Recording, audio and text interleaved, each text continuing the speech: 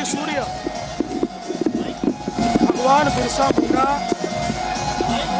यांनी जल जमीन आणि जंगलाचा लढा इंग्रजांच्या विरुद्ध लढला, आदिवासी समाजात क्रांती पेटवली आणि इंग्रजांपासनं आणि त्यांच्या अत्याचारापासून मुक्ती मिळवली। असे धरती आबा भगवान बिरसा मुंडा यांची जयंती जनजाती गौरव दिवसाच्या निमित्ताने आपण साजरी करतो। ही त्यांची 150वी जयंती देशाचे प्रधानमंत्री माननीय नरेंद्र मोदीजींनी हे जनजाती गौरव वर्ष म्हणून साजरं करण्याचं ठरवलंय।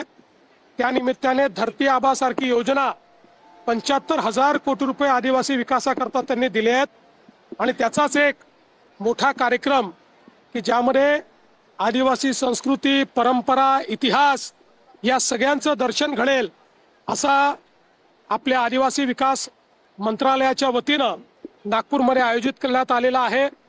हजारो लोक